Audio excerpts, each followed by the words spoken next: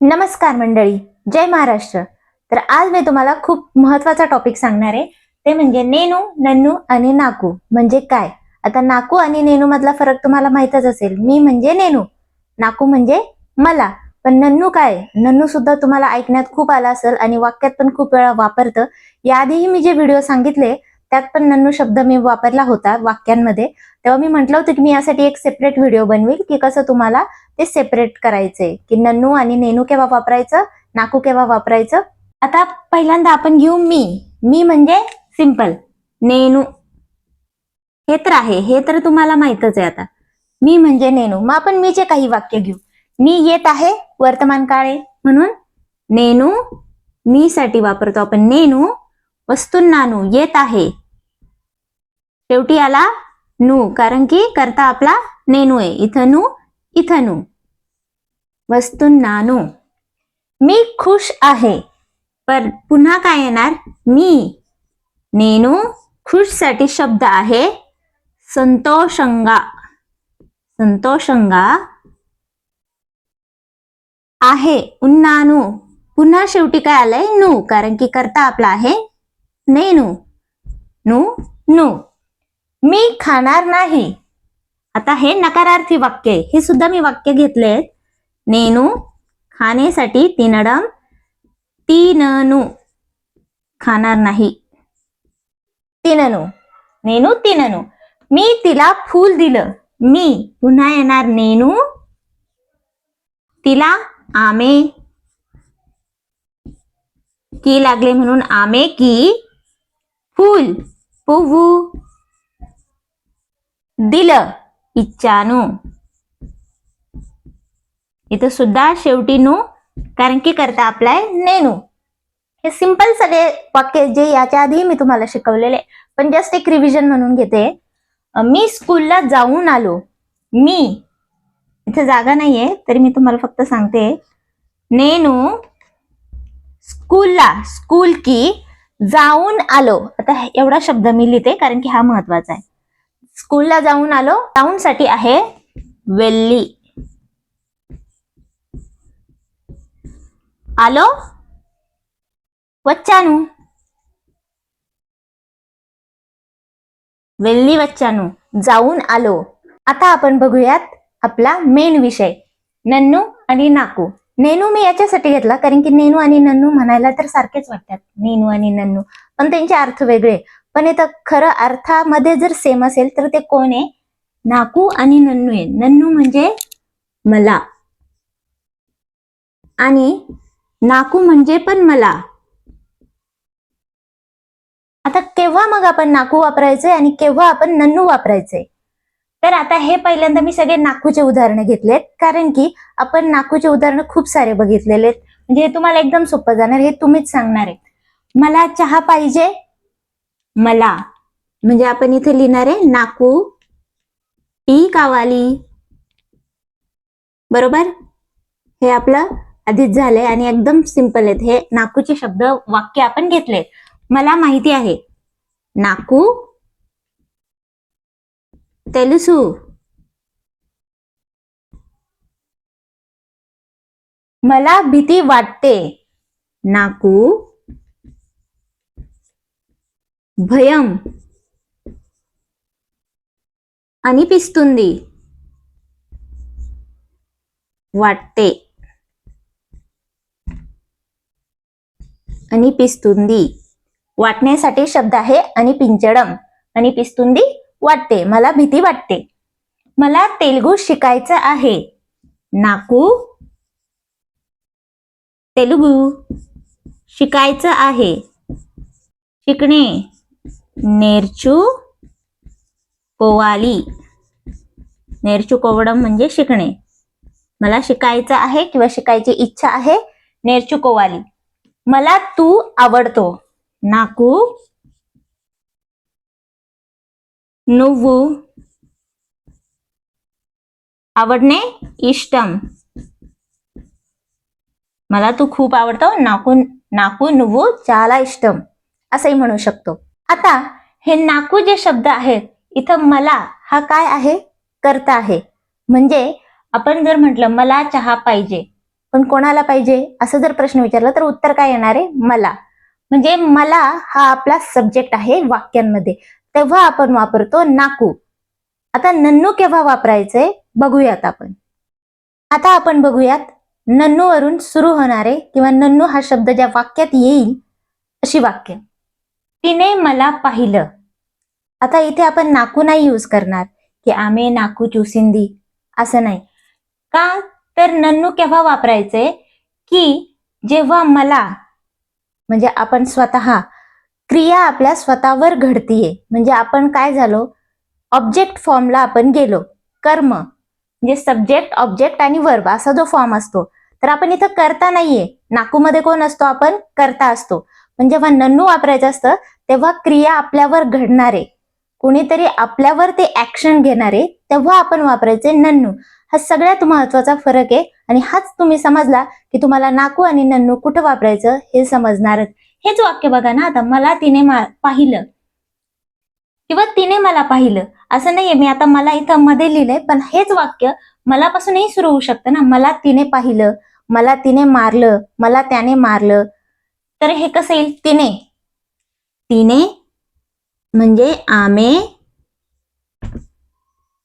तिने इथं करताय आणि कर्म काय? मला, माझ्यावर क्रिया घडतीये म्हणजे नन्नू. आमे नन्नू पाहिलं चुसिंदी.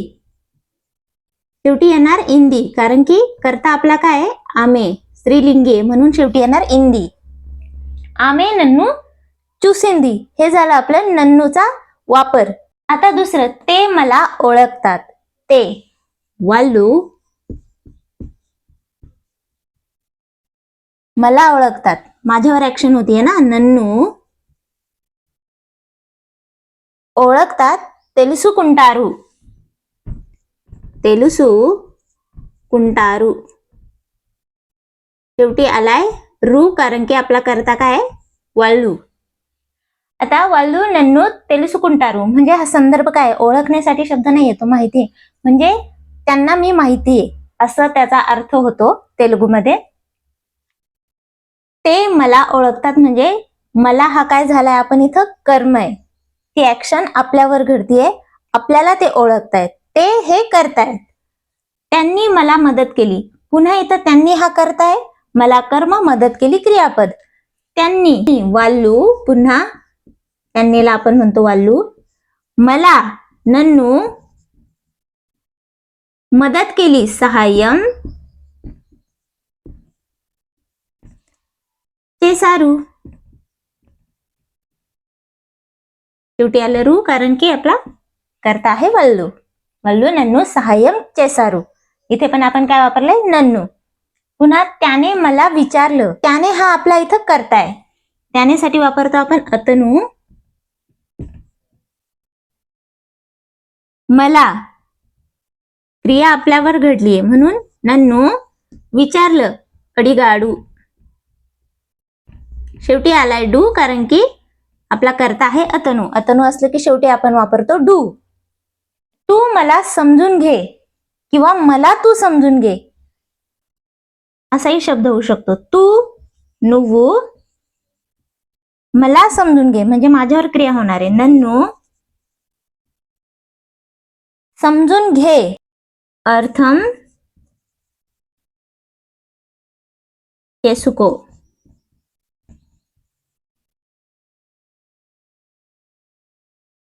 अर्थम केसुको म्हणजे समजून घे.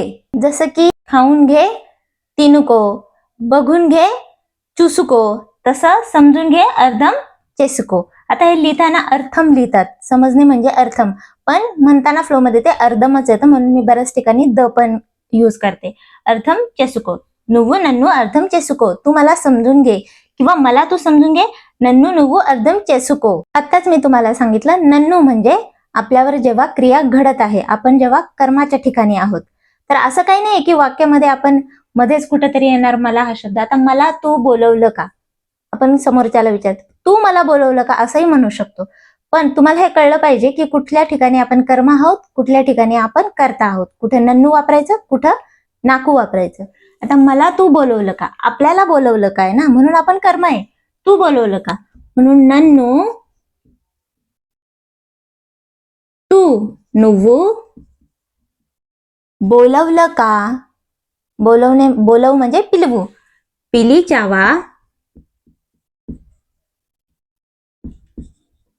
शेवटी आची मात्रा कारण की आपलं प्रश्नार्थक वाक्य पिलिचावा नन्नू नुव्वू पिलिचावा ती मला बघून हसली आता पुन्हा इथं ती आमे मला नन्नू आपल्यावर क्रिया घडलीये ना आपल्याला बघून हसलीये म्हणून नन्नू आमे नन्नू बघून चूसी हसली हसणे म्हणजे नव्वडम हसली नवविंदी शेवटी इंदी आलंय कारण की करता आहे ती म्हणजे आमे मला तू विसरलास नन्नू तू నువ్వు नन्नू నువ్వు विसरलास का किंवा विसरलास मर्चिपोयावा मर्चिपोयावा आता इथं पो का आलंय मर्चिपोवडम म्हणजे विसरून जाणे पो जेव्हा येतं हे जाण्यासाठी वापरतात इथं तुम्हाला तर माहितच आहे म्हणजे तुम्हाला विसरून गेलास का असं तेलुगूमध्ये वाक्य येणार आहे पण आपण मराठीतून काय म्हणतो मला तू विसरलास का तर असा हा संदर्भ वेगवेगळा असू शकतो म्हणून ते मर्ची पोयावा मी मलाच दोष देते मी असं वाक्य घेतले ज्याच्यात दोन्हीही येणारे नेनू आणि नन्नू मी मलाच दोष देते नेनू मलाच साठी येणार नन्ने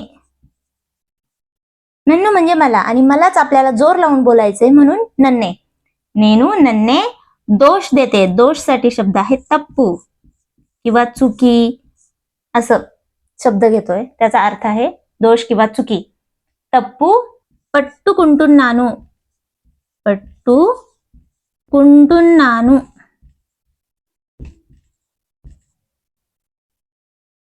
पट्टुकुंटुन्नानु म्हणजे धरते मी घेते असं त्याचा अर्थ होतो नेनू नन्ने तप्पू पट्टुकुंटुन्नानु म्हणजे मी स्वतःलाच दोषी धरतेय किंवा समजून घेते मी स्वतःलाच दोषी धरतीये तर तसा हा संदर्भ आहे मराठीतल्या सारखे वाक्य नसताना तेलुगू मधले बोलताना ते थोडं वेगळ्या पद्धतीने बोलतात म्हणून मी स्वतःलाच दोष देते हे झालं मराठीतलं पण तेलुगूमध्ये बोलताना असं ते बोलणार ना की मी मलाच दोषी धरतीये स्वतःलाच दोषी धरतीये तर ते धरणे म्हणून पट्टुकुंटुन्नानु असं वापरतात तर शेवटी मी तुमच्यासाठी इथं छोटासा चार्ट बनवलाय आतापर्यंत मी व्हिडिओमध्ये तुम्हाला जे शिकवले त्याच्यावर नेनू नाकू नन्नू बघा नेनू म्हणजे मी सोपं आहे मी काम करतो मी करता असणारे तिथं नेनू हे तुम्हाला येतच आहे नाकू म्हणजे मला नन्नू म्हणजे पण मला केव्हा मला वाटतं मला हवं मला आहे म्हणजे थोडक्यात मला हा शब्द करता असतो आणि नन्नू